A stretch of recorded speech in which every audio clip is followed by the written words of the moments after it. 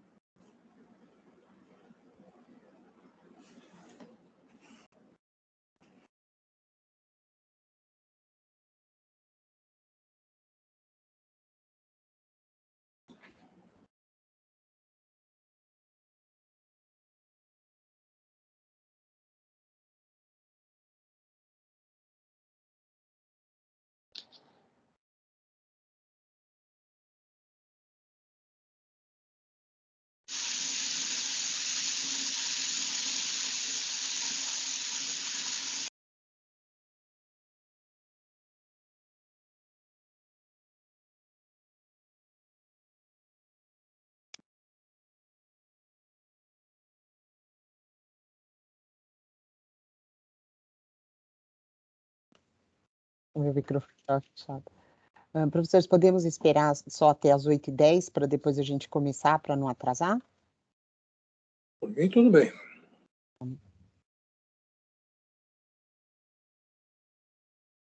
Tá. Bom, então vamos começar, vamos iniciar aqui o webinar. Eu quero, mais uma vez, agradecer a presença do professor Marcos Castro Ferreira, já aproveitar e fazer a apresentação dele. O professor Marcos é atualmente professor sênior da Faculdade de Medicina da Universidade de São Paulo, campus Ribeirão Preto. Foi, por mais de 20 anos, professor titular da disciplina de cirurgia plástica da Universidade de São Paulo, do campus São Paulo, da Faculdade de Medicina da USP São Paulo. É cirurgião plástico de formação e tem vasta experiência nacional e internacional em cirurgia plástica, tanto estética quanto cirurgia reparadora. E o professor Fernando Baldi, boa noite. Professor Fernando, ele é professor livre docente, chefe do Departamento de Ortopedia e Traumatologia da Escola Paulista de Medicina da Universidade Federal de São Paulo. Mais uma vez, em nome da Hartmann, agradeço a presença dos dois e peço para que o professor Marcos, que vai começar a aula, né? Se o senhor puder compartilhar, professor, a sua tela, atuação da cirurgia plástica em traumas de membros inferiores. Compartilhar tem que ir aqui no PowerPoint.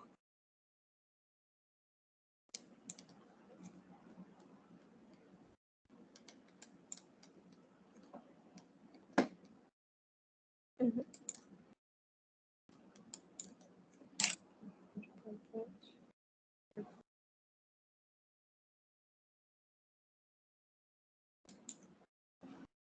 Bom, muito boa noite. Mais uma vez, um agradecimento à Hartmann por essa oportunidade, dentro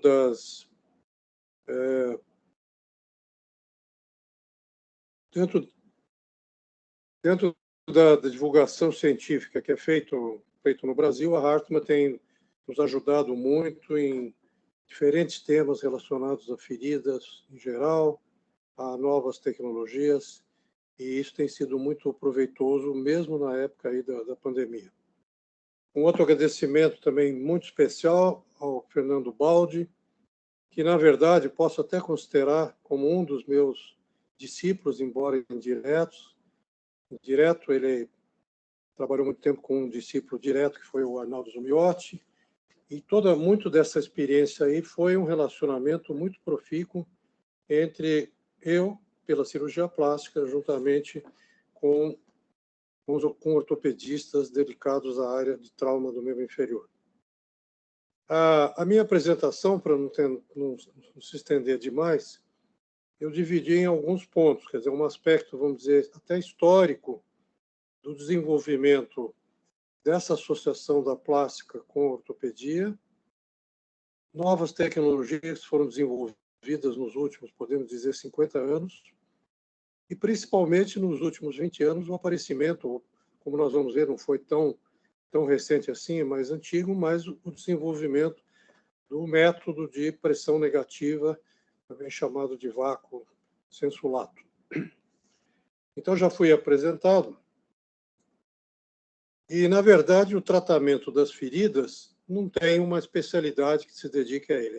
Praticamente toda a medicina, de alguma maneira, tem algum interesse em feridas.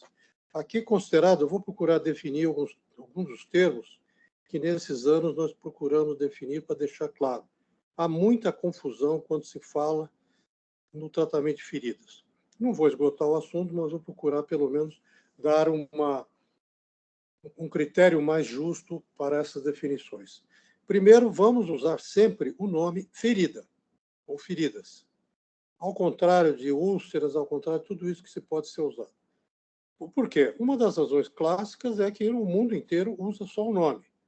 Vou citar algumas: Wund americano, Wund alemão, Play francesa, etc. Então, não tem por que ficar usando outras coisas para dar mais confusão. Então, realmente, ferida é tudo. É qualquer perda de substância cutânea, do revestimento cutâneo, maior ou menor, não interessa muito.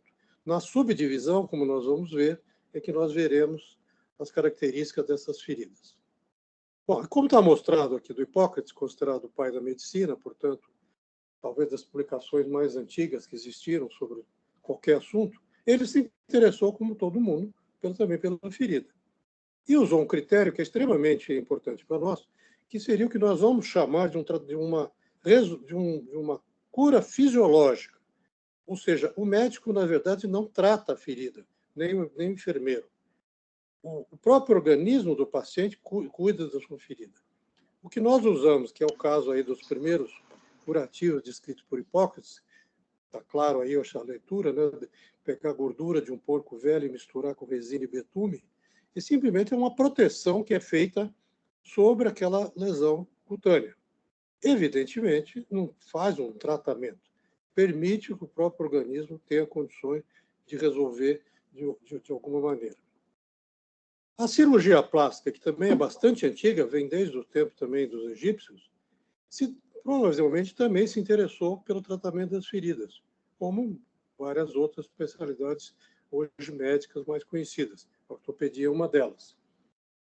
Mas o curioso é que, mesmo na literatura, trouxe alguns dados, vamos dizer, mais relevantes, como nós podemos ver aqui do lado, nesse livro, de Ambroise Paré, que era o cirurgião geral do rei da França nas batalhas ou nas guerras do século XVI. E ele escreveu um tratado muito interessante em francês sobre diferentes lesões, principalmente as cutâneas. E esse, especialmente, o livro nono, como está aqui escrito em francês, ele tratou das plaies récentes e sanglantes, ou seja, das feridas recentes, ou seja, as feridas que nós vamos falar hoje, as feridas traumáticas e agudas. Agora, do ponto de vista mais específico para a cirurgia plástica, provavelmente as queimaduras que apareceram, o tratamento mais organizado na Primeira Guerra Mundial, que praticamente originou a cirurgia plástica moderna. Os americanos, por exemplo, têm associações que estão comemorando esse ano 100 anos de existência por causa do 1921, logo após o tratamento das lesões de guerra, mas principalmente para nós brasileiros, depois da Segunda Guerra Mundial, quando médicos brasileiros foram, juntamente com americanos e ingleses, fazer o tratamento e se criaram centros de tratamento de queimaduras. Voltando ao Brasil, no Hospital das Clínicas de São Paulo, em 1948, foi criado o primeiro centro de queimaduras da América do Sul, e aí a cirurgia plástica também teve um princípio pela possibilidade de uso de enxertos de pele, como vamos ver, é extremamente importante no tratamento moderno das queimaduras. Particularmente, eu mesmo tive um grande papel, mais de 50 anos, comemora esse ano 50 anos, com a introdução da microcirurgia vascular. pela possibilidade de fazer transplantes cutâneos com anastomoses vasculares e ampliar muito a possibilidade de tratamento e de correção dessas feridas mais graves e mais complicadas. Então, é curioso, até foi uma coincidência bem interessante, que o primeiro transplante microcirúrgico no Brasil, que nós fizemos no IOT, no Instituto de Ortopedia e Traumatologia, lá do HC de São Paulo, era uma fratura exposta. Que, como a gente fala, esse primeiro caso, a gente poderia falar a noite inteira só sobre o primeiro caso, as implicações desse primeiro caso. Uma fratura exposta, uma lesão não tão grande de pele, que não foi tratada convenientemente na urgência, como nós vamos ver a conduta melhor hoje, se transformou numa osteomielite crônica que evoluiu, inclusive esse paciente estava com indicação de amputação da perna abaixo do joelho por causa dessa lesão crônica, que eventualmente poderia até originar um tumor maligno. E foi um primeiro caso que nós fizemos um tratamento que a gente poderia chamar de moderno hoje, que seria a ressecção de toda essa lesão.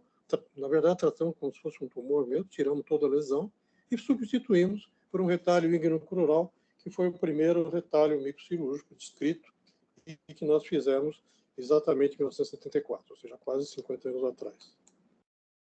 Então, na verdade, quando nós falamos de feridas, que é um grande universo, não vou aqui entrar, porque seria uma coisa muito longa, podíamos dar um curso inteiro só sobre isso, ou, como nós já fizemos, escrevemos um livro sobre feridas em geral. Essas feridas cutâneas têm uma característica muito importante, tanto para o médico como para a enfermeira, que cuidam mais dessas lesões, que seria saber exatamente para qual tipo de tratamento nós vamos endereçar esse paciente.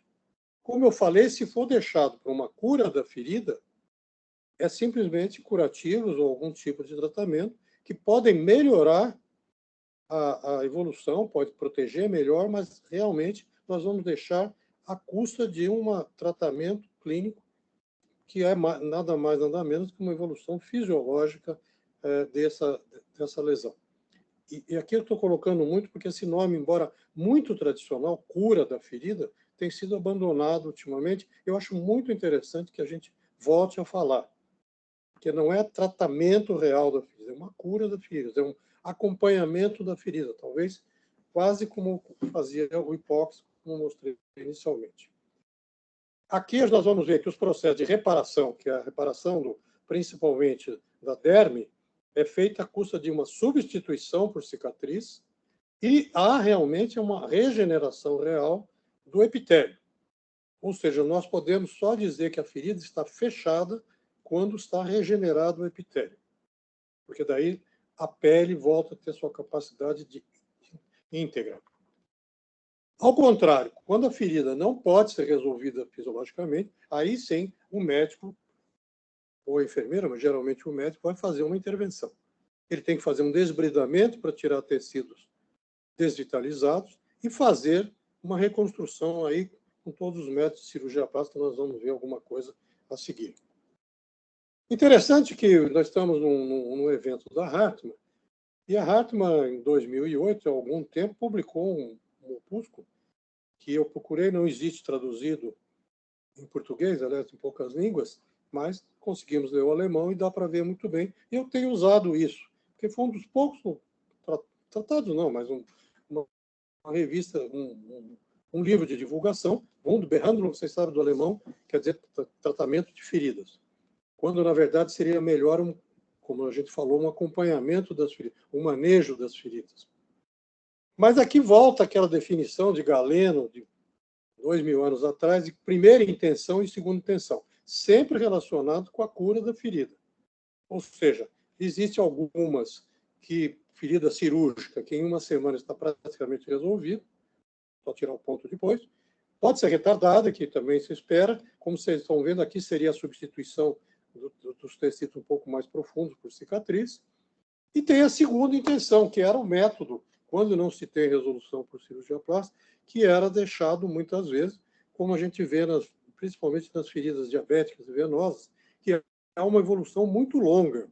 Quer dizer, se depois de 2 semanas, na verdade, existem casos, como nós já vimos, de quase anos de úlceras venosas que não cicatrizam.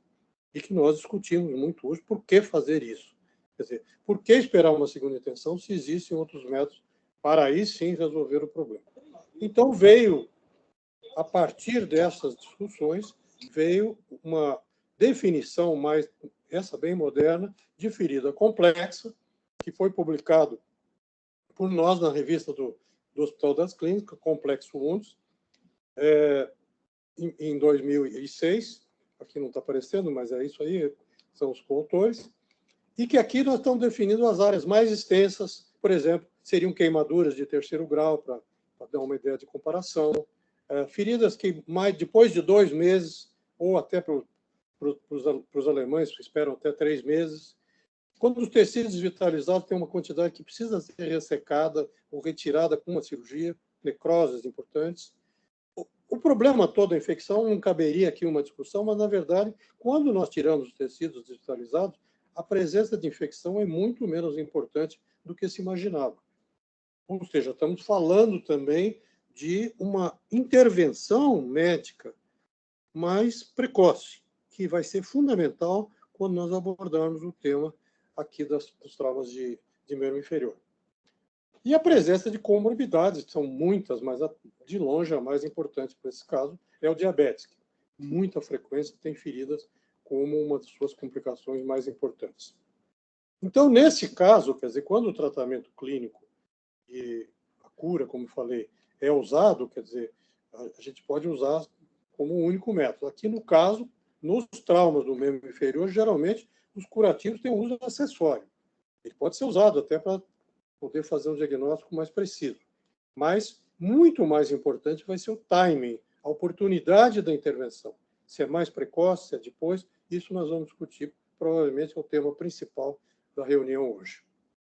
Aí, claro, nós vamos ter desbridamento cirúrgico, claro, aqui vamos tratar as fraturas, ortopedia, e vamos fazer as cirurgias plásticas reconstrutivas. Ou seja, já passa a ser um tratamento mais com interesse de resolução, mas muito um tratamento cirúrgico, completamente, quer dizer, não tem nenhuma importância primeira ou segunda intenção. É claro que a hora que a gente coloca um retalho e fecha, bom, aí se faz uma reconstrução, vamos dizer, uma cura por primeira intenção entre o retalho e a pele. Mas, obviamente, não é isso que o Galeno descrevia quando tratava das feridas. Agora, um dos temas aqui, que inclusive é de interesse grande da Hartmann, que está lançando produtos não tão recentemente, mas também uma coisa nova, que é o problema da pressão negativa, que vem do latim vácuo, e que, como vocês podem ver, só uma coisa, será que dá para tirar aqui? Vou tirar aqui para ver melhor, obrigado. Esse vácuo vem do latim, vocês sabem, esse aqui é um sistema de vácuo clássico, que é com uma máquina que promove uma pressão menor que a pressão atmosférica e dutos que vão drenando substâncias ou outra coisa. Isso aqui é do trabalhos clássicos de física.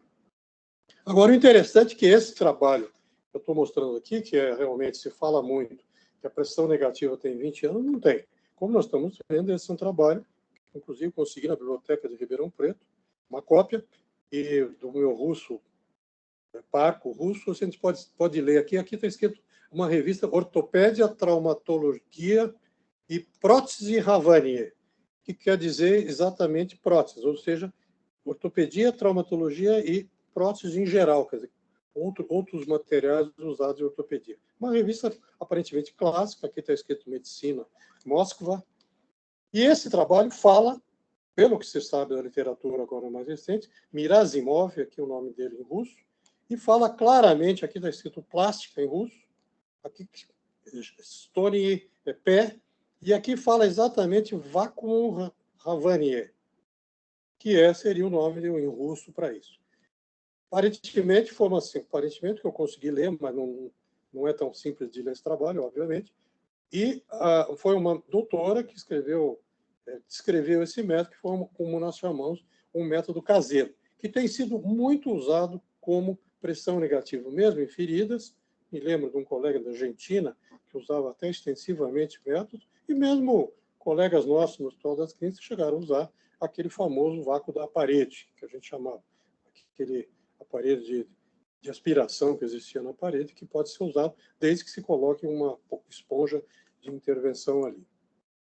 E depois, já na fase mais moderna, também antes dos americanos, disseram que foram os primeiros, mas não foram, e aqui dá para ler bem agora alemão, tratamento com vácuo, aliás, fechamento com vácuo para tratamento das lesões de partes moles em fraturas expostas. Exatamente o que está sendo falado. Esse trabalho é de 1991, publicado numa revista importante de trauma alemão, de um doutor, parece importante na Alemanha, chamado Fleischmann, de uma família muito conhecida até no Brasil, e um outro discípulo dele escreveu sobre o pé diabético, Diabetischen Fuß, revista importante de cirurgia em geral. Então, na verdade, aqui, por exemplo, já descreve 180 casos que foram feitos com tratamento com pressão negativa. A diferença é que, mesmo pelo nome que vocês veem, e depois nós vamos ver o nome dos americanos agora, Gent e Mori, que faz dois, esse é cirurgião plástico e esse é um technician, né, um biólogo, que descreveram experimentalmente e clinicamente o uso, como ele colocava fechamento com vácuo. Vacuum Assisted Closure. Ou seja, a diferença, e talvez, na minha opinião, cheguei a conhecer o Dr. Argento, ele mesmo reconheceu, houve um certo engano no nome desse VAC, né, que chamou, porque, na verdade, não é o fechamento com vácuo. O vácuo só deve ser usado, com pressão negativa, como um método auxiliar para depois conseguir o fechamento melhor à custa de métodos cirúrgicos mais convencionais. E nós conversamos, depois eu vi a apresentação dele, em 2000, ou seja, já tem 20 anos que nós usamos a pressão negativa aqui no Brasil. Bom, um dado até curioso, até questão de terminologia. Então, o nome inicial que o Murikvas pôs, e mesmo antes, como vocês viram no próprio alemão, lá era um nome usando vácuo, essa palavra. Fora o problema físico que vácuo não existe, quer dizer, o vácuo só existe entre as estrelas, ou seja, você não consegue produzir o vácuo, você consegue diminuir a diferença entre a pressão real e a pressão atmosférica. Mas o nome correto, portanto, seria terapia por pressão subatmosférica. Mas, como tudo que existe na medicina, tudo se baseia no que sai na literatura médica, principalmente no famoso PubMed. E se saíram muita coisa usando, em inglês, Negative Pressure Therapy, ou seja, terapia por pressão negativa. Então, nós temos usado esse nome, terapia por pressão negativa, porque é o que sai nas publicações. Se você for escrever um trabalho hoje sobre terapia por pressão negativa, ou esses métodos, não adianta você colocar pressão subatmosférica, que isso não é revisto pelo PubMed. Então, você vê, o próprio nome que eu coloquei no primeiro trabalho se baseou, obviamente, no aparelho que nós tínhamos em 2003, que foi a primeira publicação em feridas diabéticas e úlcera por pressão. Bom, aí existem muitos dados, não vou aqui falar só sobre a pressão negativa, mas talvez, para o nosso caso, a ação mais importante para nós da pressão negativa até não é muito considerada na maioria dos trabalhos sobre ela, que pensam muito na diminuição da infecção, que, como eu falei, para nós não é tão significativo, que nós conseguimos, em tese, preveni-la. Existe um crescimento do tecido de granulação, que também para nós não é tão significativo, porque, na verdade, nem chega a ter, muitas vezes, tecido de granulação. Agora, o edema é fundamental. Em traumas de partes moles, aprendi com os meus colegas, desde o início, pelo contato com os ortopedistas, principalmente na cirurgia de mão. O Dr. Baldi foi presidente da Sociedade de Mão, sabe muito bem disso. Se você não diminui o edema da mão do trauma, a pessoa não mexe mais a mão. Cria-se uma cicatrização terrível. Ou seja, a ação de pressão negativa para diminuir o edema é fundamental para permitir uma neovascularização, permitir uma recuperação mais adequada, inicial, antes que se faça algum tipo de tratamento. Que, inclusive, muitas vezes se estende além da ferida aberta propriamente dita. Então, esse caso, mais uma vez, um cirurgião vascular, chamando de Vacuum Assisted Closure, ele fez esse trabalho mostrando a aplicação no edema, que a força de sucção diminui o edema tecidual, por mecanismos que não vale a pena a gente discutir, fazendo aumentar o fluxo sanguíneo e, no caso dos membros inferiores, o fluxo linfático. Mesmo no membro inferior é fundamental, porque mesmo que nós vamos fazer um enxerto retal, nós vamos precisar de tecidos bem vascularizados para essa cirurgia funcionar. Então, dessa experiência inicial, dos 7 anos que nós conseguimos fazer um trabalho sobre a aplicação da TPN, do vácuo chamado TPN, mais procedimentos cirúrgicos, nós vemos um número realmente muito grande. E, curiosamente, as traumáticas, ou seja, fraturas em geral, ou outras lesões de membros, foram muito significativas, num número bastante grande. As cirúrgicas, isso tudo são complicações, aqui brincando muito, complicações de praticamente todos os cirurgiões do Hospital das Clínicas tiveram alguma complicação grave que precisou ser fechada. Ao invés de se deixar simplesmente cicatrizar por segunda intenção, como se fazia, imagina um abdômen aberto cicatrizando, que demorava meses, nós fazíamos intervenções para tentar fechar considerando uma ferida aguda. Feridas necrotizantes e a famosa úlcera por pressão, hoje mais conhecida como lesão por pressão. Um número muito grande, pelo grande número de pacientes idosos, que, aliás, inclusive aumentou até com a pandemia agora do Covid. Então, essa tabela, agora indo para o membro inferior, nós fizemos com mais ou menos um algoritmo, também não vou conseguir entrar em detalhes, mas as três, digamos, lesões mais frequentes seriam lesões de desenluvamento, muito mais frequentes que nós imaginávamos, lesões por esmagamento, lesões, fraturas compostas, o osso mais fraturas expostas, como nós chamamos, e quando existiam lesões várias, que as estruturas mais internas, tendão, osso, estavam expostas.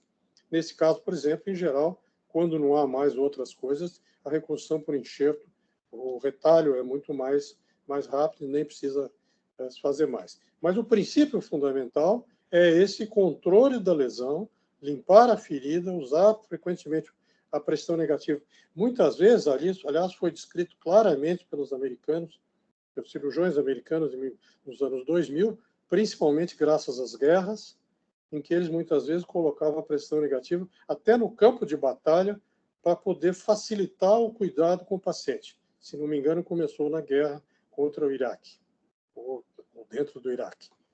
E aí sim fazia um desbridamento depois, já no hospital de retaguarda, que é o nosso caso. Quer dizer, muitas vezes já tivemos casos que o paciente teve um trauma muito grave na Avenida Paulista, esquina com a Rua Augusta, ou seja, a 1 quilômetro do Hospital das Clínicas, foi levado quase imediatamente pelo protocolo e já feito um tratamento inicial e colocado a pressão negativa praticamente de urgência. Aí, depois de um certo tempo, que fomos ver, ele tinha trauma de crânio, tinha outras coisas, pudemos examinar melhor a ferida e começar a fazer os desbridamentos. Ou seja, isso é uma coisa realmente fundamental que devia ser feita no Brasil. Nós vamos discutir um pouquinho depois do Dr. Baldo, mas, infelizmente, por outras razões, a gente não consegue esse tratamento mais agudo.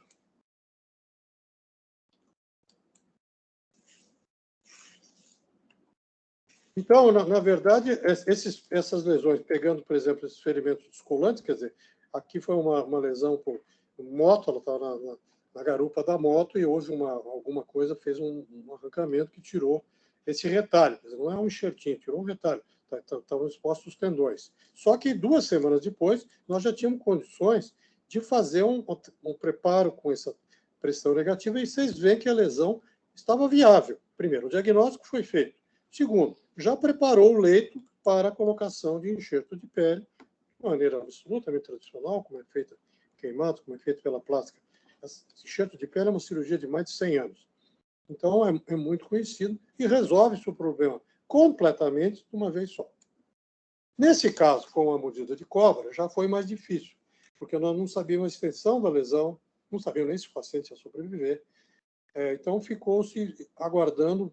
Nós tínhamos um convênio com o Butantan que encaminhava os casos agudamente para a gente quando tinha lesões graves. E como nós vimos, um debridamento mais profundo pela lesão da cobra, necrose, mostrou a exposição de todos os tendões, que, se deixados expostos, provavelmente iriam necrosar e o paciente ia acabar perdendo essa perna. Então, usando agora toda a nossa experiência com microcirurgia, usamos um retalho que a gente chama lateral do braço, com microcirurgia, artéria IV, como você vê aqui o pedículo arteriovenoso, e transposto para o pé, com anastomoses aqui na tibial posterior, e vocês veem que, inclusive, até para comprovar, uma fotografia até interessante sobre esse aspecto, a tatuagem que ele tinha no braço foi transposta para o pé, mostrando que, evidentemente, foi real essa transposição de um tecido vivo do braço para a perna, desde que feito precocemente.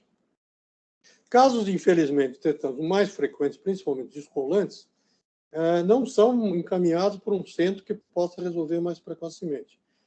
Esse caso, por exemplo, não estava até tão longe, estava em Osasco, que não é tão longe de São Paulo, mas às vezes parece que está a séculos de distância. Então, na verdade, esse tecido não sabíamos o que tinha acontecido, se tinha uma infecção. Não tinha exposição óssea, era mais simples. Podíamos colocar um enxerto de pele. Então, a presença aqui da pressão negativa é feita de uma maneira a ser mais cuidadoso, preparar o tecido, como está aqui, uma granulação mais eficiente, e depois foi enxertado com pele, e foi resolvido, embora, como se vê, já há problemas funcionais que poderiam ter sido evitados. Agora, casos muito graves, esse realmente necessitava de um centro médico muito especializado, um descolante, que foi uma lesão, uma paciente foi atropelada e alguma coisa grudou, né, fez uma incisão aqui e descolou até o pé.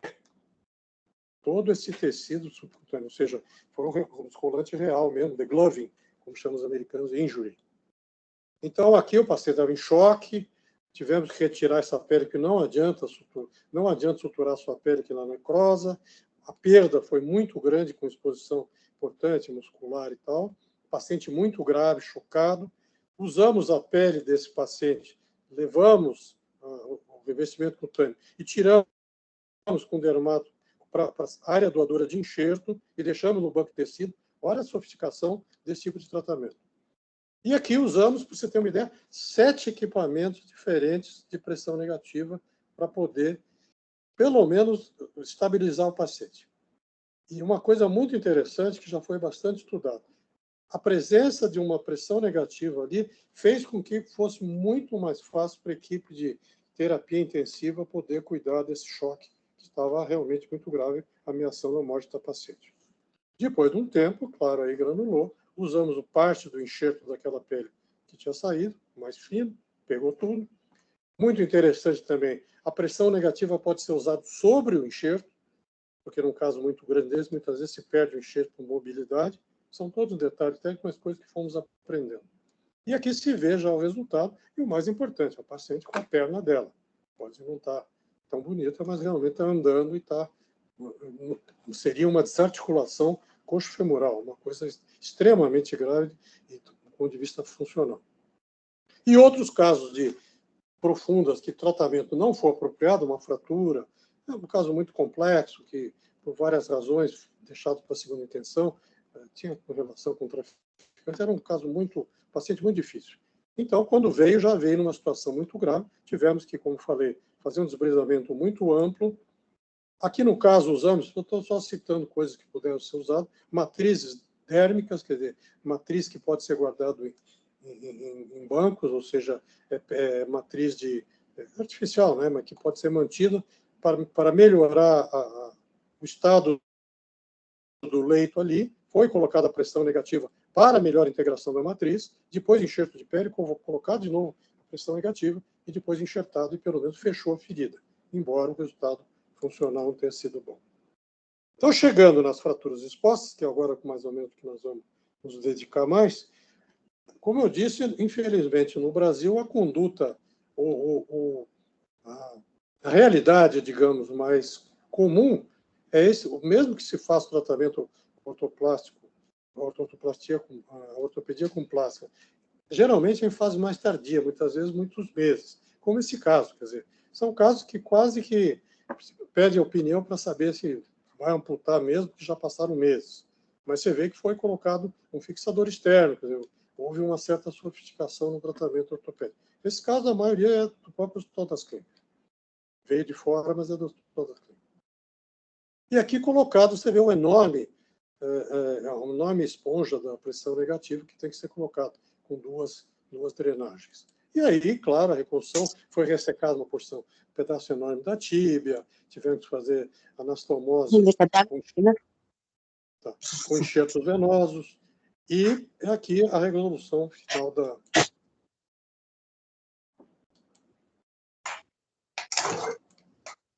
E agora a conduta mais atual, que nós vamos discutir melhor, quer dizer, essa fratura chegou já na fase que nós tínhamos um pronto-socorro funcionando melhor, com cirurgião plástico na urgência, e 6 horas de plantão. Que é?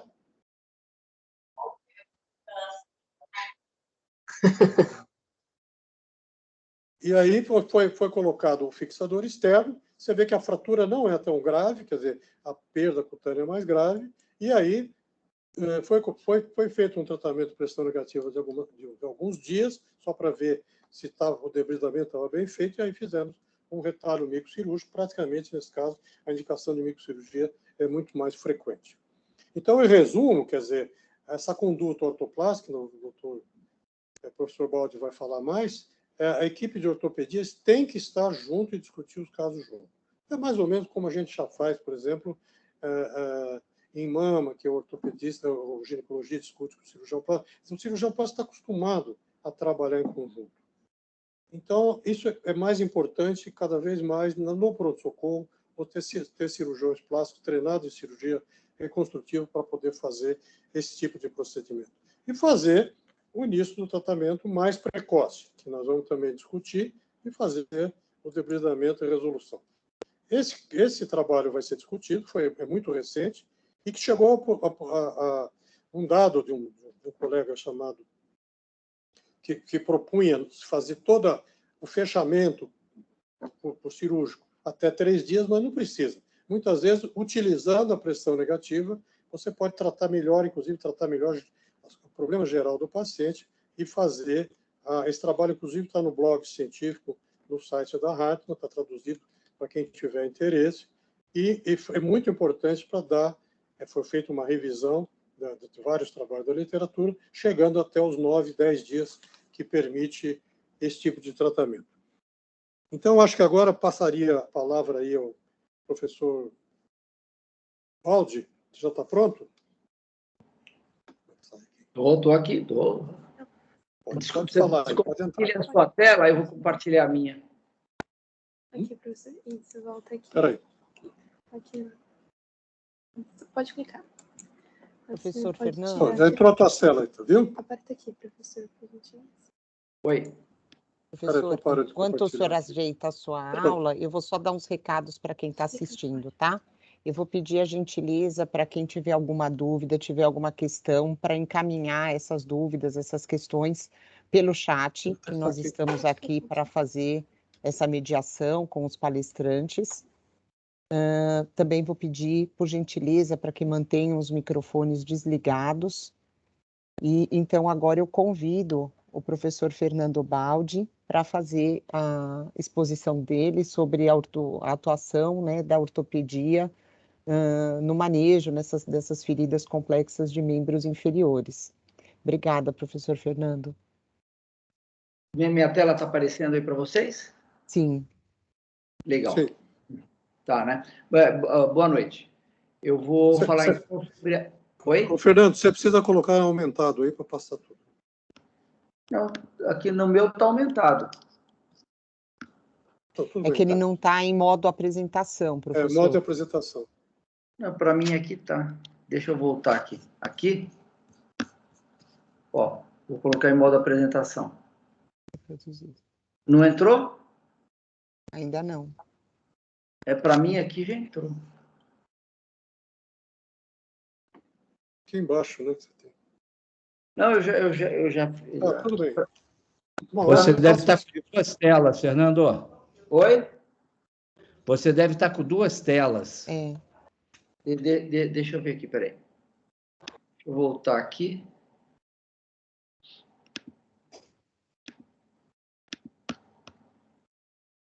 Eu vou sair dessa aqui.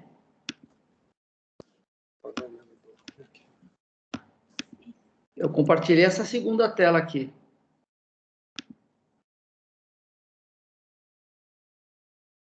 Não está tá modo apresentação, não?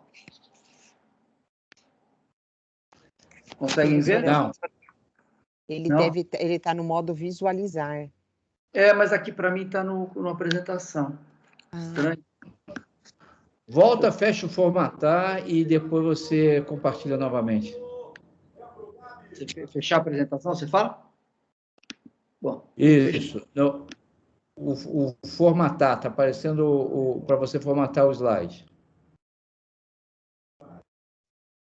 Eu estou abrindo de novo a apresentação, velho. Agora eu vou projetar. Para mim aqui ela está na tela integral. Não? Ela ainda não está aparecendo para nós, professor. Não está aparecendo nada na tela? Não. Ué. Então, vou de novo aqui, vamos lá.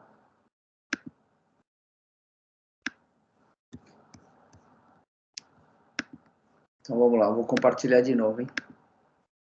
Começar do zero.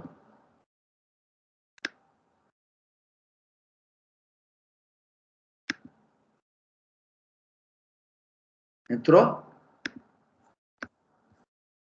Ela entrou, mas ela ainda está como se o senhor fosse mexer na aula, né? Agora eu vou... pronto. Para mim, agora ela está na apresentação. Não? Para nós, não. Para mim, tá. Deixa eu ver se tem outra possibilidade. Peraí, vou de novo aqui na tela principal. Vou parar de compartilhar de novo.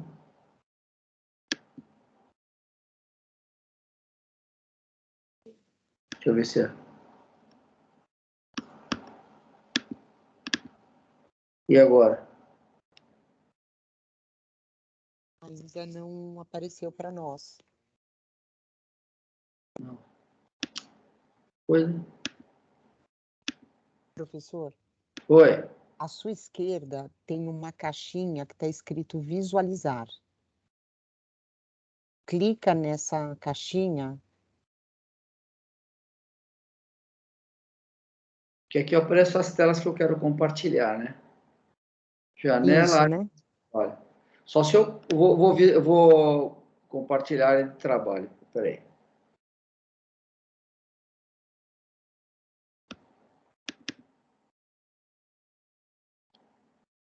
Entrou agora?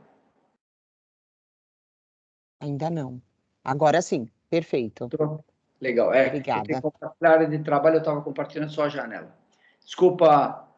Imagina, obrigada, professor. Obrigado a vocês por me ajudar. Então, nós vamos falar um pouco sobre um conceito que, para nós aqui no Brasil, parece ser bem atual, mas na literatura já tem mais de 20 anos, e o professor Marcos de Castro Ferreira foi um dos pioneiros nessa abordagem multidisciplinar das feridas, não só do membro inferior, mas de maneira geral. Eu vou dar um enfoque um pouco maior no membro inferior, que é o tema da nossa aula aqui, que é o termo do Orthoplastic Approach, ou em português, a abordagem ortoplástica, que seria aí a ortopedia e a plástica junto com os conceitos mais modernos em relação a esse tipo de abordagem.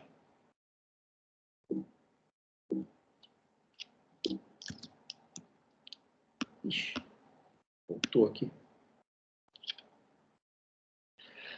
No ano em 2020, nós publicamos no Journal of Bone and Joint, juntamente com um grupo grande de ortopedistas da América Latina, que fazem parte de um grupo chamado Actuar, que é coordenado pelo pessoal da Universidade de São Francisco, um estudo de como as fraturas de tíbia expostas são tratadas na América Latina, né? Isso foi feito em praticamente todos os países da América Latina, e eu tive a oportunidade de coordenar aqui no Brasil algumas dessas entrevistas de abordagem. E a conclusão foi de que, na América Latina, de maneira geral, e isso inclui o Brasil, obviamente, nós não tratamos de maneira imediata, nós não fazemos a cobertura imediata, a gente posterga não só a cobertura e muitas vezes até o tratamento da fratura exposta.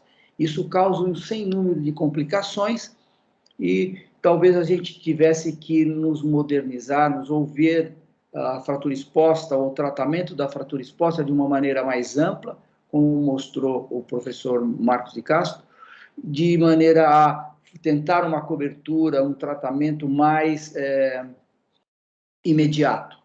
Né? Se nós formos ver na literatura, esse trabalho é um trabalho bem interessante, eu até compartilhei com vários colegas cirurgiões plásticos, que foi publicado no Ortho Evidence, que é um grupo da McMaster, no Canadá, que procura as melhores evidências na área de ortopedia e traumatologia, em que, para o tratamento das fraturas expostas, existe grande número de evidências, a literatura é muito vasta e suporta muito o tratamento das partes moles através do Orthoplastic Approach ou da abordagem multidisciplinar envolvendo a cirurgia plástica, o ortopedista, obviamente aí tanto o ortopedista e o cirurgião plástico com o seu treinamento na microcirurgia e no manuseio de retalhos, não só musculares, como também retalhos de pele. E aqui ele mais uma vez enfatiza a implantação desse tipo de abordagem. E como nós vimos, naquele primeiro trabalho que eu publiquei no ano de 2020 no DBJS, isso não é feito no Brasil de maneira sistemática e muito menos na América Latina. Então, talvez essa abordagem multidisciplinar, utilizando-se a expertise dos cirurgiões plásticos, que tem uma grande habilidade aí no tratamento da parte reconstrutiva da cirurgia plástica, juntamente conosco, ortopedistas, e, em parte, lá na escola, nós utilizamos muitos os cirurgiões de mão, que têm um treinamento vasto e muito preciso na elaboração dos retalhos microcirúrgicos e cobertura cutânea desse tipo de lesão. Se nós formos ver a literatura, aqui o Yang, no ano de 21 agora, mostrou uma revisão muito grande, e ele cita que há 20 anos atrás o Gopal e o Smith já publicaram a utilização desse termo e desse tipo de abordagem para as fraturas expostas. Quer dizer, essa é uma abordagem praticamente do início do século, ou final do século passado, em que a ferida deve ser abordada de maneira imediata com o auxílio multidisciplinar e tentar aí uma cobertura cutânea ou pelo menos uma cobertura muscular da lesão óssea, para que nós evitemos com isso grandes complicações, como infecção, necrose e até amputação, como a gente teve a oportunidade de ver nesses casos que o professor mostrou na aula anterior, de casos que foram negligenciados ou tratados de maneira tardia e tiveram uma evolução, só não foi mais catastrófica, porque pela intervenção do grupo dele de microcirurgia.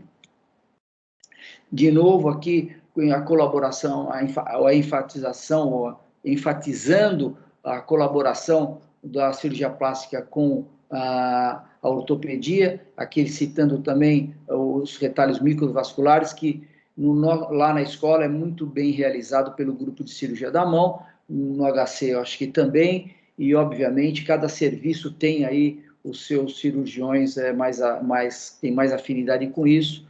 O grupo do professor Marcos de Castro são excelentes cirurgiões, microcirurgiões, eu já tive a oportunidade de entrar em cirurgia com vários ex-residentes dele, ou seja, tanto ortopedistas como cirurgiões plásticos podem ter uma formação muito boa nesse ramo, e cada serviço deve procurar esse tipo de colaboração para que o tratamento da fratura exposta grau 2, grau 3, na verdade, seja feita de maneira efetiva e com o mínimo possível de complicações, principalmente complicações como a osteomielite ou a cobertura cutânea não se faz de maneira eficiente, e isso acaba levando à amputação em casos dramáticos, né?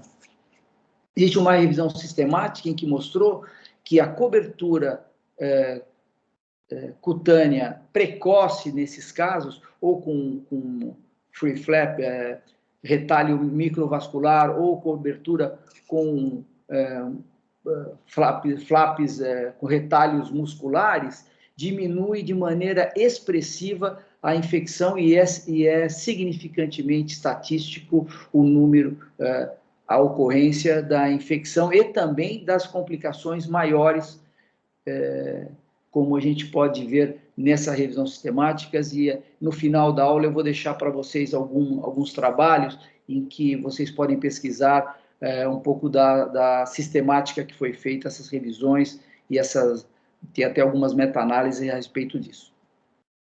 Eu vou discutir alguns casos com vocês, como esse caso aqui, olha, uma fratura exposta grau 3, um rapaz do sexo masculino, 20 anos de idade, ia sair de motocicleta há 2 horas. Chegou no hospital, se nós olhamos... Opa!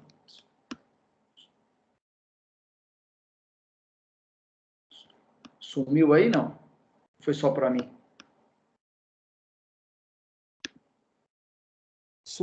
A sua tela, a apresentação saiu, professor. Deixa eu ver se eu trago ela de volta. Ah, voltou. Voltou, né? Voltou. Desculpa. Ele apresentava uma fratura exposta, grau 3, com uma luxação de tornozelo, aqui do lado a fratura com uma perda, até um pedaço de substância. Se a gente olhar nessa foto do lado esquerdo, um pedaço do músculo aqui, um dos fibulares inteirinho, para no lado externo, ser uma lesão extremamente grave de partes moles. Muitas vezes a lesão de partes moles ela é a determinante do mau resultado. Muitas vezes a fratura não é tão importante, mas a lesão de partes moles vai determinar o resultado do tipo de lesão. Foi feito aqui... Caramba...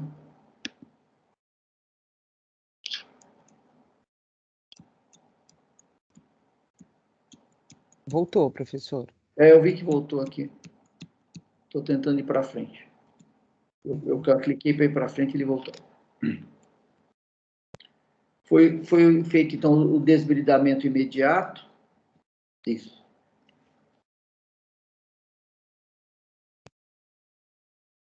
No primeiro atendimento foi feito um desbridamento, colocação do fixador externo, redução da luxação.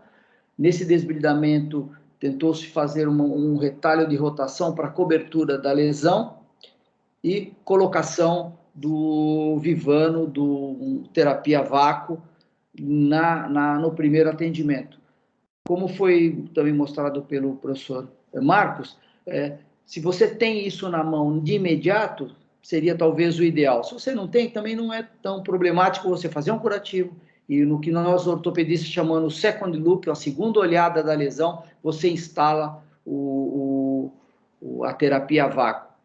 Com isso, você tem uma grande diminuição de edemas de partes moles, e em casos que eu vou mostrar mais para frente, que foi feito fasciotomia e teve lesão com rotação de retalho, você acaba tendo uma área de fechamento muito menor, porque com a redução do edema, você consegue fazer um fechamento quase de imediato com a utilização da terapia por pressão negativa.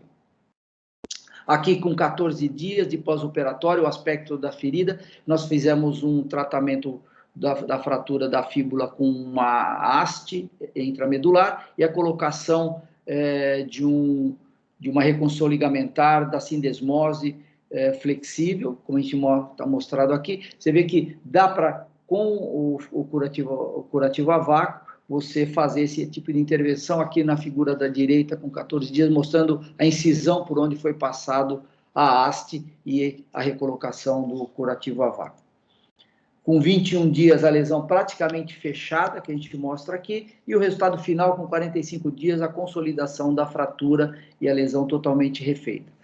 Quer dizer, essa é uma evolução bastante favorável de uma lesão extremamente grave, numa região em que a cobertura cutânea muitas vezes é bastante precária, porque praticamente a tíbia é subcutânea aí, e a parte distal da fíbula também. Eu acredito que com esse tipo de abordagem, não digo agressiva, mas de imediato, de você fazer o desbridamento vigoroso, colocação do curativo a vácuo, você realmente evita que essa ferida venha a se contaminar secundariamente durante a sua manipulação, e a evolução pode ser favorável, como a que nós tivemos aqui. Tinha um outro caso de fêmur, uma fratura exposta de fêmur, tinha um paciente de 58 anos, ele estava numa obra e caiu de uma laje, teve uma fratura exposta da porção proximal para a diafisária do fêmur, uma exposição lateral bastante importante, uma lesão muscular bastante importante também. Foi feito, então, a limpeza, o desbridamento, colocação de um fixador externo, e, posteriormente, aqui mostrando o curativo a vácuo e a incisão que foi feita para colocação da haste intramedular. Isso aqui é no 7º pós-operatório, em que foi retirado o fixador externo, trocado o curativo a vácuo e a colocação da nossa haste intramedular, mostrando que em nada o curativo atrapalha a manipulação da estrutura. Aqui mais para frente, com 14, 12 dias de pós-operatório, nós tiramos o curativo. A lesão, que era extremamente grande, com a diminuição do edema, ficou bastante reduzida, e a gente vê que um pequeno enxerto livre de pele acaba cobrindo essa parte muscular, obviamente, depois, então, da utilização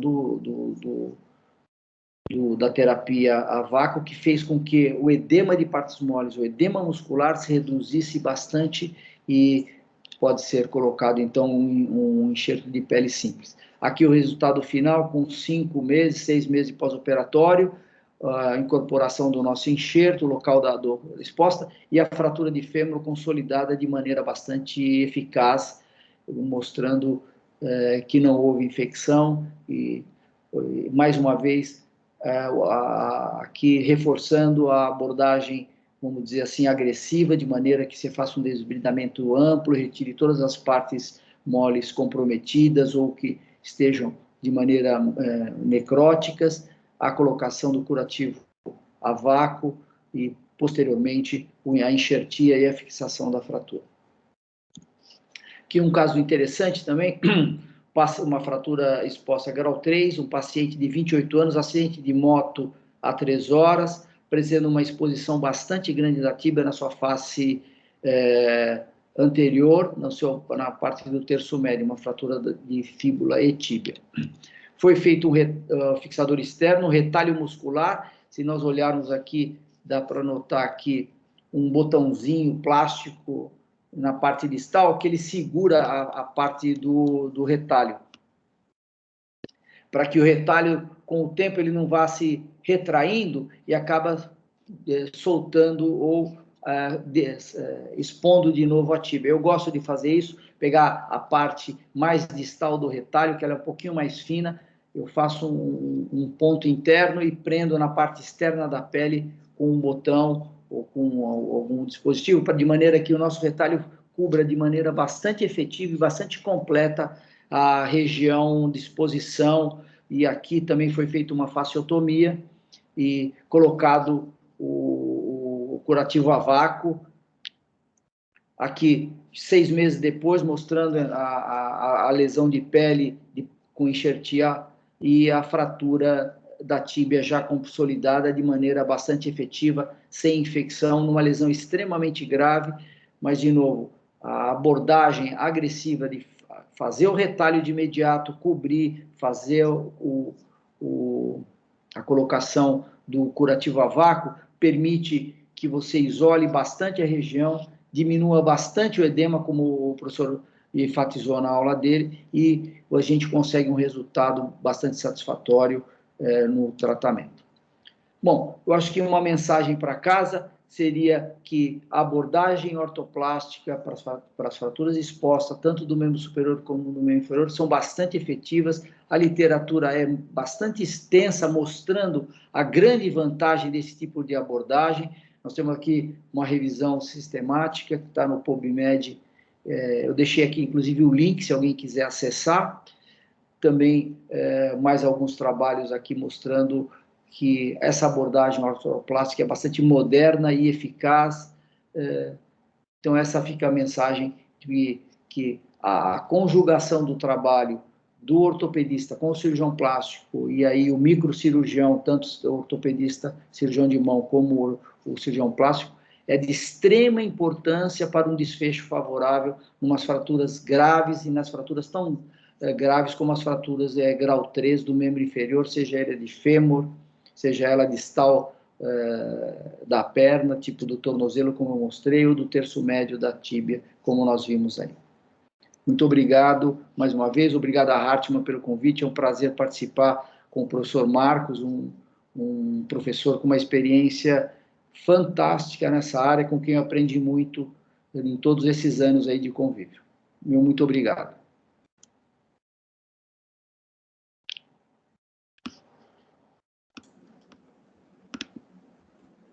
Nós quem agradecemos a disponibilidade do senhor, professor Fernando, também do professor Marcos. Eu gostaria de saber se alguém que está aqui acompanhando o webinar tem alguma questão para fazer. Pode se manifestar, não precisa exatamente escrever no chat. Se quiser abrir a sua câmera e conversar, também é possível. Deixa eu ver se tem alguma questão aqui.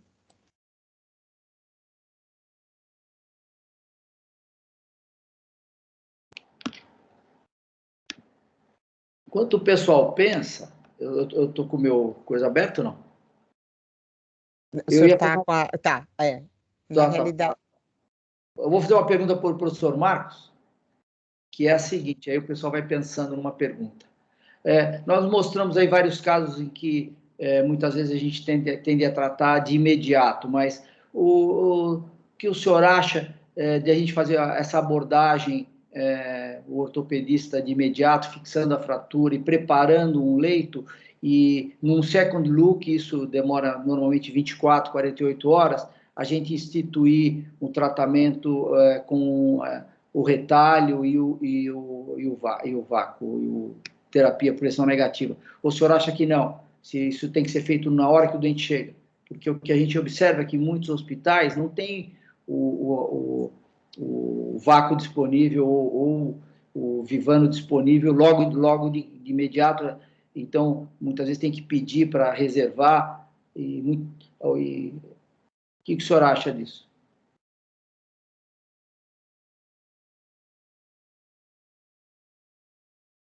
Professor Marcos. Tem que lhe desqueirar. O senhor está com o microfone desligado. Está ligado agora? Sim. Ligou? Sim. Então, do ponto de vista prático, na maioria das vezes, como você mesmo falou, você tem ortopedista de plantão na urgência em quase todos os hospitais do Brasil, não é isso? Enquanto que no cirurgião plástico não é tão frequente, embora até tenha, porque muitas vezes eles têm que tratar queimados e outras coisas que são mais agudas.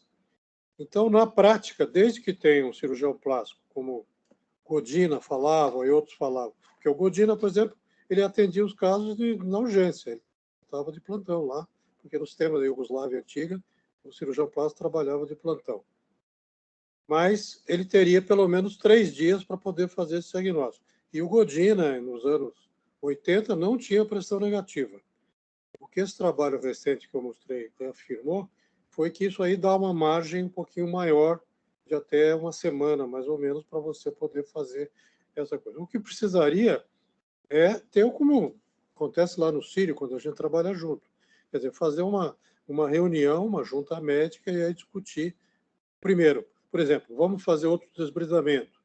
Vamos fazer o retalho agora. Vamos só colocar pressão negativa e fazer o retalho depois. Tudo isso pode ser discutido. Vamos fazer retalho microcirúrgico ou não. Tudo isso tem que ser discutido pelos 2 especialistas, eu acho. Agora, mesmo no caso da ortopedia, pelo que eu sei, não é todo o caso que você vai fazer uma fixação interna também. Muitas vezes você põe só um fixador externo para poder estabilizar e depois vai pensar no assunto. Então, na prática, sempre vai ser feita uma segunda opinião. Tal. O que eu acho fundamental é que o paciente tem que ficar no hospital para ser observado pelos médicos, ou seja, isso vai implicar num tratamento mais sofisticado, agora estou falando em custo Brasil. Não estamos falando do hospital nosso universitário, que é o SUS que paga, a gente não dá bola. Como é que vai fazer isso? Por exemplo, agora estou voltando a pergunta para você. Pelo que você sabe, o convênio autoriza essas coisas? O convênio já está, o plano de saúde já está preparado para fazer vamos dizer, cobrir esse tipo de tratamento, que seria o melhor. Mesmo a pressão negativa, muitas vezes eles não cobrem. Não é todo caso que eles cobrem. O que acontece no caso que vocês verem? No Sírio, por exemplo. Lá no Sírio é bastante diferenciado os planos. Os planos são bem diferenciados e eles cobrem integralmente. Em outros hospitais, pelo menos na cidade de São Paulo, acho que é bem coberto. Eu vi a intervenção aí do Carlinhos, é um colega cirurgião de mão lá da escola, que trabalha no hospital privado lá em São Paulo. Carlinhos, como é que funciona lá com você?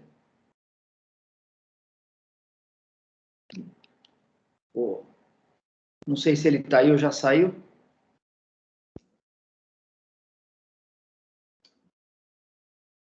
A gente podia perguntar para a audiência, como é que funciona de maneira geral nos hospitais que vocês trabalham?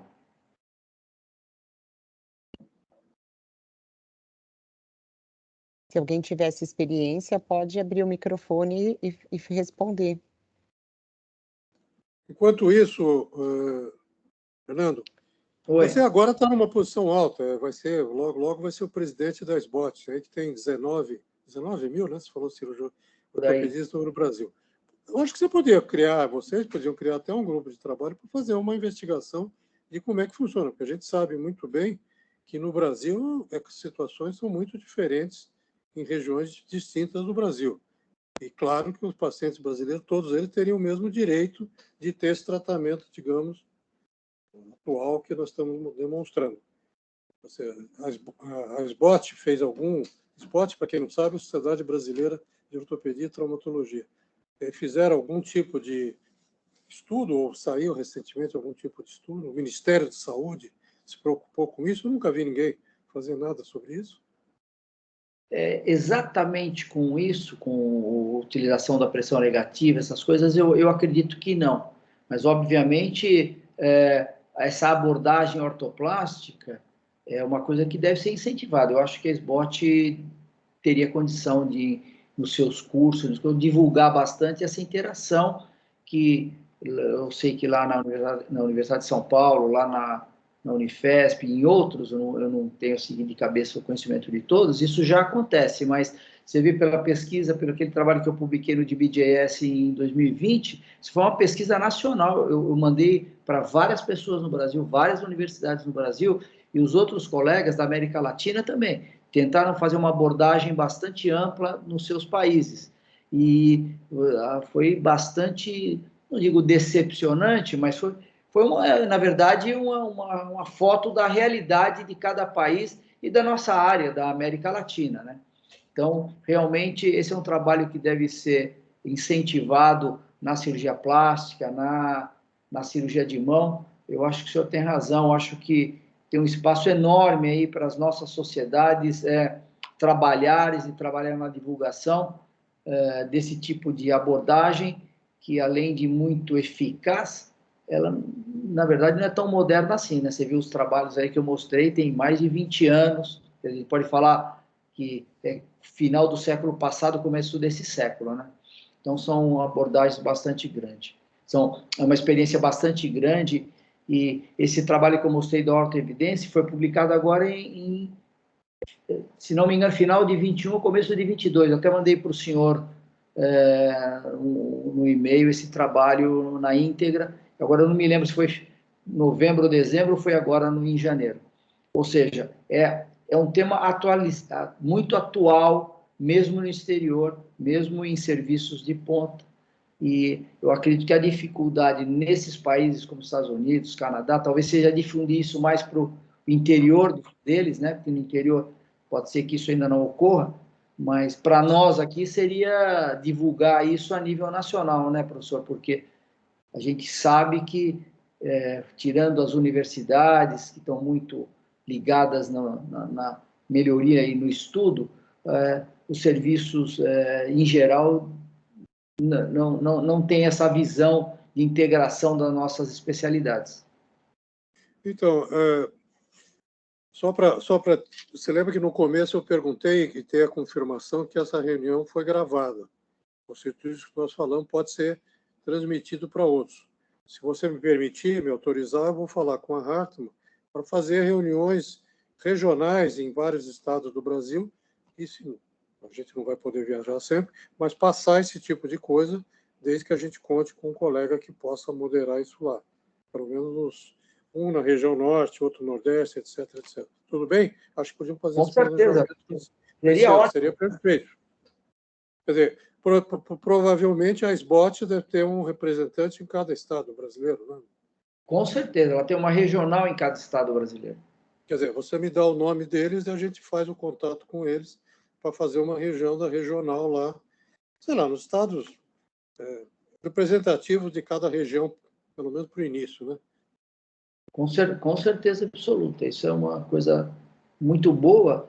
E essa parceria, muitas vezes, com a indústria, que tem a disponibilidade de recursos para divulgação, obviamente não só da marca, mas também do conhecimento médico associado a isso, é muito salutar, eu acredito. Bom, só para fazer uma pergunta também, Viviane, só para a gente colocar a discussão. Professor. Fazer uma pergunta ao Baldi, só para continuar. Como é que você vê, então, o problema da osteomielite hoje? Seria osteomielite nos ossos, evidentemente, no membro inferior, principalmente da tíbia. A gente quase que poderia dizer que a osteomielite é consequência de um tratamento que não foi adequado na urgência, né? Todos os casos que mostramos não teve, evoluiu sem infecção nenhuma, né? Uma das grandes vantagens desse tipo de abordagem, e ela é estatisticamente significante, né? Ela tem uma significância estatística importante, é a redução da infecção, né? Obviamente, a infecção também está associada ao tipo nutricional do paciente e à intensidade do trauma. Obviamente, um trauma com uma extensão devastadora, é difícil evitar a osteomielite, mas o senhor tem toda a razão. Nos traumas,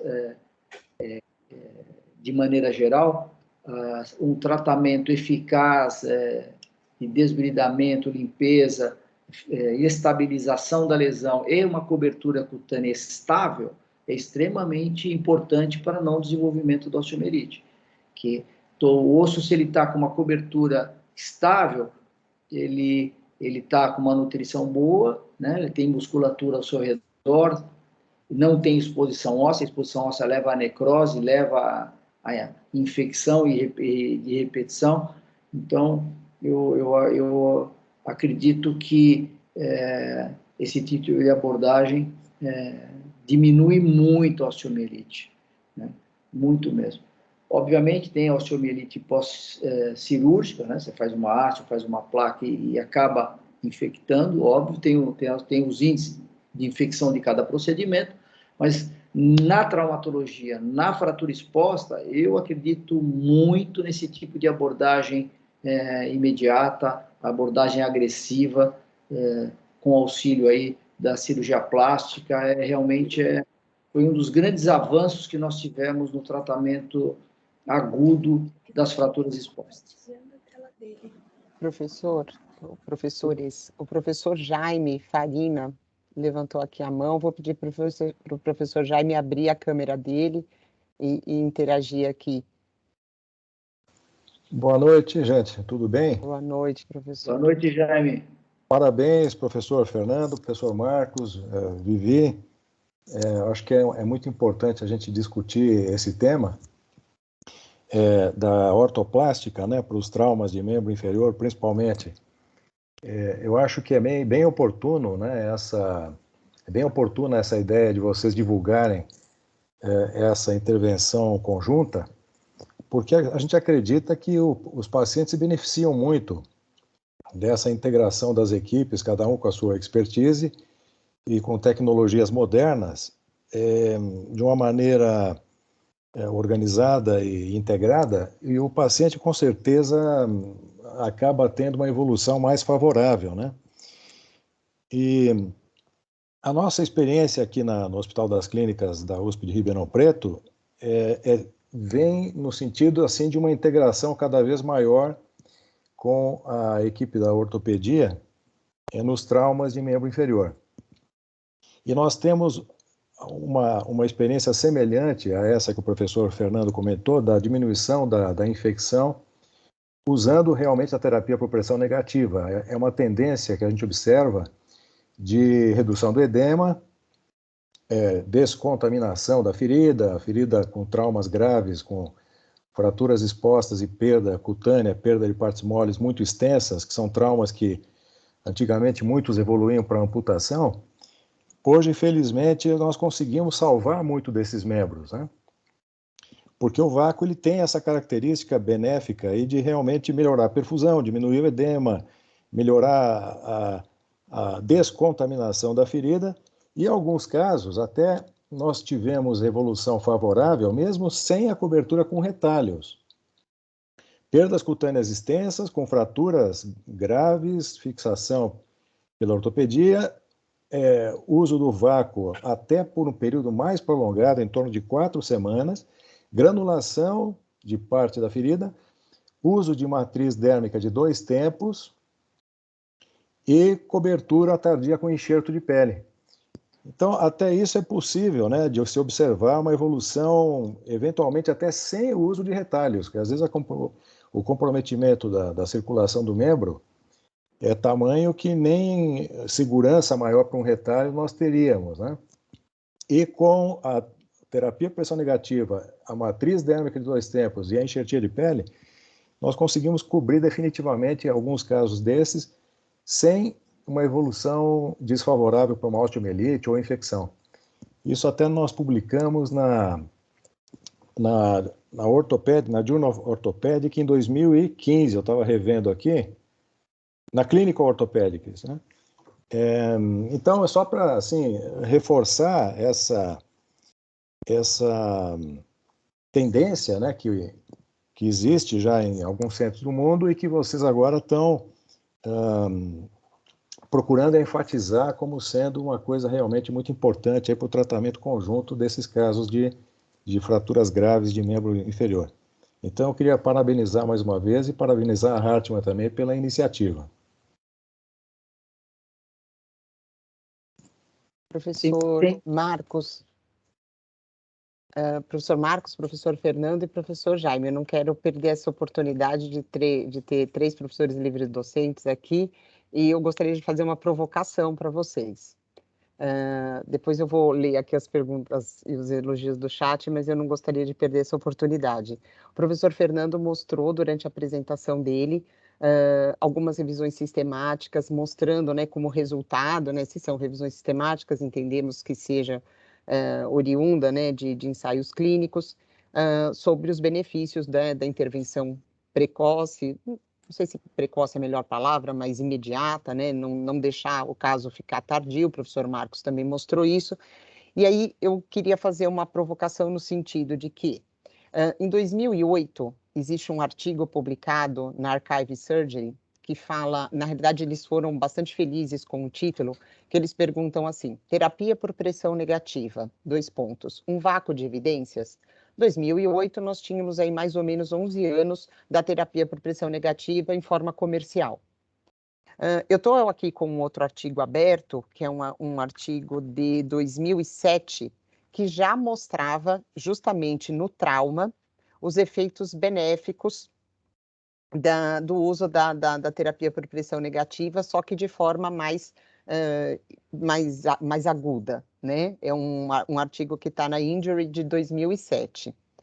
E aí eu também tenho aqui aberto um ensaio clínico que foi publicado no JAMA em 2018, e aí bem da área do professor Fernando, né, falando sobre fraturas expostas, professor, foi um ensaio clínico randomizado, o estudo foi conhecido como WOLF, em que ele avaliou incapacidade depois de 12 meses dessa intervenção, infecção profunda e qualidade de vida como desfechos secundários. E aí, como conclusão desse ensaio clínico, os autores, né, eles colocam o seguinte: entre os pacientes com severas fraturas expostas de membro inferior, o uso da terapia por pressão negativa, quando comparada aos curativos tradicionais, não apresentou uma melhora na disability. Ele fala em disability aqui, né? Ele deve ter feito alguma avaliação de de incapacidade, né? E os nossos achados não suportam a inclusão deste tipo de tratamento para esse tipo de ferida. E a minha provocação vai no seguinte sentido: o que falta para que a gente possa tirar o que a gente vê na clínica, na prática clínica, que eu vou chamar aqui de evidência clínica? O que falta para essa evidência clínica se transformar numa evidência científica de fato?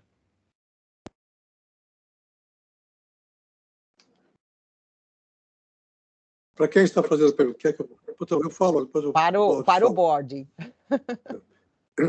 Não, na verdade, nesses 20 anos, a gente teve muita dificuldade exatamente de fazer essa avaliação científica por várias razões. Primeiro, porque a experiência mundial foi tão rápida, e vamos dizer, até no Brasil, 3.000 casos que a gente teve no Hospital das Clínicas é um número bastante grande de qualquer coisa. Só que não eram casos que a gente poderia enquadrar dentro de uma pesquisa científica tradicional, por duas razões. A primeira, porque eram feridas muito díspares. Uma era o paciente velho, outra era criança, outra era perna, outra era braço, etc. A segunda coisa, talvez importante, é que, em geral, em medicina, agora está até mudando depois do Covid, talvez a única coisa boa que aconteceu com o Covid, é que sempre, em todas as revistas do mundo, exigiam para um trabalho ser cientificamente perfeito, correto, que tivesse um controle. Então, controle, na maioria das vezes, quer dizer que você faz o tratamento com a pressão negativa num grupo de pacientes e faz com outro curativo qualquer em outro grupo. Eu tive experiência pessoal em usar isso em feridas diabéticas. Nós chegamos a ter 20 pacientes com ferida de diabetes no pronto-socorro do Hospital das Clínicas. Então, escolhi alguns pacientes e ia colocar a pressão negativa para ver como é que evoluía a ferida. E tinha que ter o controle, quer dizer, se eu quisesse fazer o trabalho. Nenhum paciente aceitou. Ele via o que acontecia com o outro. No mínimo, não digo nem que era melhor, mas é obviamente mais confortável. Você imagina alguém com uma fratura exposta por uma explosão de granada no meio do deserto da Arábia, ou do Iraque. E alguém vai querer fazer curativo com gás e qualquer coisa. É evidente você colocar, ou como eu mostrei naquele caso do escolante, colocamos aquelas esponjas lá, que de uma certa maneira resolvia o problema. Então, eu tenho a impressão que os únicos trabalhos que foram feitos, que tinham controle, que cientificamente foram perfeitos, aliás, o enxerto de pele foi um exemplo principal. Por que colocar em cima do enxerto de pele? Foi provado que realmente esse trabalho é evidência grau 1. Por que foi feito isso? Porque você tinha, por exemplo, em alguns casos, enxertos nas duas pernas, ou nos dois braços. Então, você podia randomizar dentro do próprio paciente. Não era tão frequente, mas dava. Então, por exemplo, esse trabalho que eu estou falando da ferida diabética, que foi muito conhecido, foi publicado na Revista Paulista de Medicina, em inglês, foi muito citado, tem 80 casos e acabou ficando com uma série de casos. Embora o mundo inteiro reconheça como um trabalho que mostrou a eficiência da pressão negativa. Por quê? Porque não se amputou nenhuma perna. Todo mundo resolveu aquela ferida dele de alguma maneira mais. Ou seja, é um outro critério para se avaliar. Eu acho diferente. Aliás, a cirurgia plástica está muito acostumada com esse tipo de coisa. Não é sempre que você pode controlar e fazer dois tratamentos parecidos. Talvez o que estamos tentando fazer, aliás, um trabalho, o Dr. Baldo não quis falar, mas está sendo feito um trabalho na Escola Paulista de Medicina, que eu não estou participando, e que talvez a gente possa fazer uma avaliação maior, entendeu? De um número maior de casos e aí tentar fazer um tipo de revisão melhor. Agora, é aquelas coisas, como é que você mede o edema, como é que você mede a evolução, mas basear, por exemplo, comparar quantos na Escola Paulista de Medicina teve de trauma que evoluiu mal nos últimos 5 anos e quantos agora que está sendo usado pressão negativa não teve. Quer dizer, fazer um estudo um pouco diferente do ponto de vista... Porque a maioria desses trabalhos que ele citou também não são trabalhos científicos também, grau 1. Entendeu? Trabalhos randomizados, duplo cego, são trabalhos de séries clínicas, como a maioria Aliás, fraturas em geral, e assim, plástica também. Quer dizer, cirurgia é muito difícil você fazer um nível de evidência tão perfeito. Não sei se o Baldi concorda comigo. Esse é um dos problemas, né? Assim, esse trabalho que ela citou, você tem um trabalho, inclusive um pragmático, e que o desfecho foi estudado e veio que não tinha evidência de que seria melhor fazer o curativo todo dia. Mas talvez se você procurasse outros desfechos ou outras intervenções, tipo, quantas vezes o paciente fez o curativo, quanto custou isso, porque tem um custo de fazer o curativo, o médico, o enfermeiro, o hospital, quanto você investiu nisso, ou seja, talvez você tenha aí um viés de chegar e falar assim, eu quero saber se daqui 6 meses ele está com osteomielite ou não. Bom, esse é um desfecho que você pode estudar, só que o caminho para chegar a Roma, você pode ir a pé ou de avião, entendeu? É totalmente diferente o como você vai estar lá quando você chegar em Roma, né? Então, eu acho que é mais ou menos isso. Esse é um estudo pragmático importante. E eu vou dizer para você que toda vez que eu falo disso, quem conhece um pouco a literatura cita esse trabalho pragmático que você mostrou muito bem. Eu acho que, dependendo do desenho que você faça, você pode chegar a outras conclusões e também o desfecho que você procura, né? Esse trabalho que o professor falou é um projeto de pesquisa de um aluno que a gente está programando, que, na verdade, o grupo controle vai ser o passado, né? Esse é o grupo controle nosso, que aconteceu nos últimos 5 anos. E, obviamente, a gente vai procurar o desfecho após a utilização do Vivano, que, inclusive, vocês que estão nos ajudando com isso. De qualquer maneira, eu acho que é uma coisinha aberta, os estudos têm que ser melhor apurados, embora alguns pesquisadores falem, olha, você tem um pragmático que não deu nada, né, acabou, definitivo. Eu insisto que um estudo pragmático é um estudo importante, ele deve ser levado em consideração, porém, se você fizer um desenho procurando outros desfechos e outros tipos de intervenção, entre até o custo, eu acredito que a gente vai ter surpresa aí. Eu sei que o tempo já se esgotou, eu não quero ser repetitivo, nem chato e nem cansá-los, mas eu acredito que ainda tem espaço para pesquisa, mesmo que esse estudo pragmático que você citou. E é um estudo, né, professor? Porque a gente tem outros que procuraram outros desfechos que trazem outras respostas, né?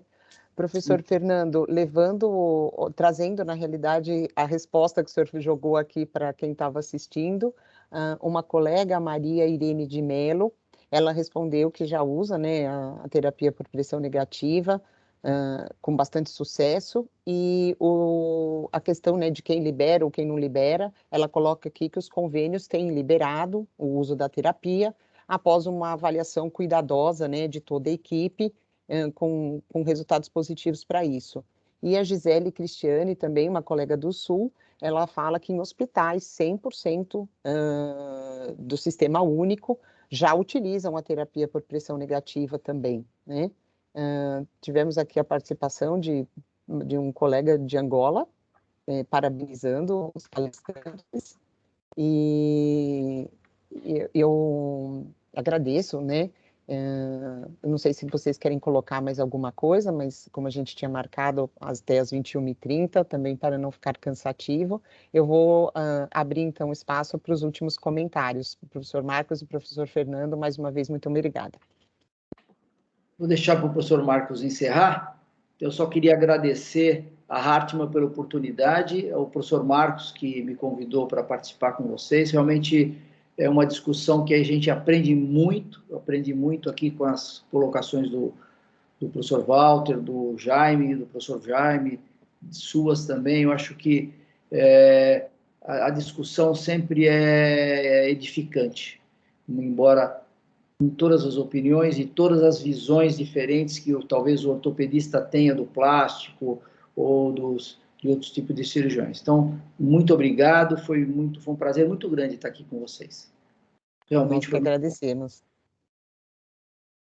Bem, como organizador e quase que iniciador dessa conversa, teria 2 coisas. Primeiro, agradecer muito o professor Baldi, que, como eu disse, quase que é meu, quase não, foi meu discípulo aí, indireto e direto, né? Mas tivemos uma convivência realmente muito boa, muito frutificante. E deixar uma mensagem que eu não falei, mas vou falar em nome da Hartmann. A Hartmann me ofereceu abrir uma coisa que até pela minha idade até estranhei, que era abrir um blog. E a maioria dos blogs, inclusive os blogs, vou até falar isso em público, os blogs da Hartmann são blogs realmente muito simples. Estou falando blog na Inglaterra, blog na Itália, o próprio blog na Alemanha não é assim grande. Então, fizemos uma coisa que eu acho que é uma novidade, muito simples, todos vocês estão escutando abrir, abre-se Hartmann, companhia, lá como for, no Google, e depois põe blog científico. Aparece o blog, eu sou responsável, e já tem vários trabalhos, inclusive uns 4 ou 5 do que está citado, inclusive o trabalho que eu citava. Foi, inclusive, a pedido da própria Hartmann, foi traduzido para português para facilitar. E aí, pretendemos fazer com esse blog um fórum também, mais um, não só de informação, como de discussão. Ou seja, vamos ver um mecanismo possível de colocação do filme desse webinar lá, para quem quiser ver, poder assistir depois, que eu acho muito importante. Nós estamos falando de muitos médicos, muitos enfermeiros, muitas pessoas da área de saúde que estariam interessados e não puderam ver por uma série de razões. Então, utilizar os meios modernos agora de divulgação para se fazer. E aí, provavelmente, na SBOT aí com o professor Baldi, fazer um foro de discussão desse assunto, fraturas expostas em geral, como um tema de congresso, um tema de reunião. Mas muito obrigado a todos, ao Hartmann, mais uma vez, e obrigado pela presença de todos, e deixo aí a Viviane uma moderação. Também é minha discípula, viu? Para não dizer. É verdade. Bom, mais uma vez eu agradeço, professor Fernando, professor Marcos, a todas as pessoas que participaram, que ficaram aqui, né, conosco por 1h30, escutando essa discussão super importante mesmo. E eu, assim, em nome de toda a equipe da Hartmann, agradeço pela oportunidade de dividir esse espaço com vocês.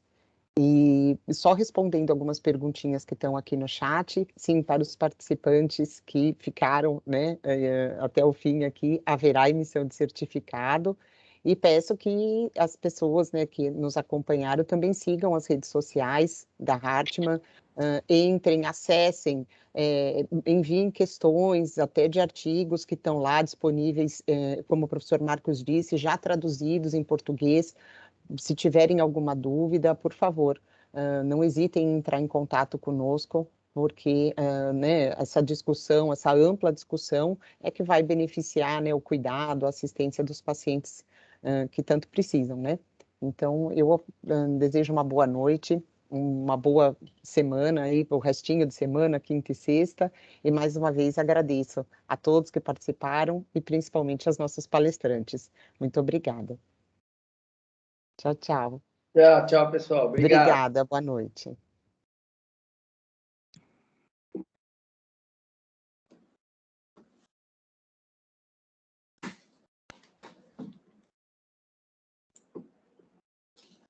Não. Olha como ficou a imagem aqui, quer dizer, não, peraí. Aqui muda para você, pode ir. Não, eu sei, estou querendo falar outra coisa. Alguma coisa tá, porque eu nunca vi ficar tão ruim a imagem aqui. É de vocês, né? Não é do meu computador. Não é da câmera, não. Eu faço muitas vezes no meu consultório e eu vejo bem aí.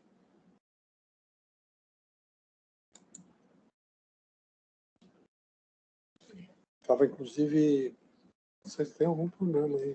A Viviane estava mais clara, porque a luz lá está melhor, né? Uhum. Talvez a gente devesse A fazer luminosidade, né? porque no meu consultório tem uma luz mais direta. Sim. Bom, tudo bem. Você vê que ele, no hotel, estava com luz melhor. Hotel Nacional do Rio de Janeiro. Quarto dele. Então precisa falar com elas aí que. Aqui, para fechar. Aqui, professora. Aqui? Uhum.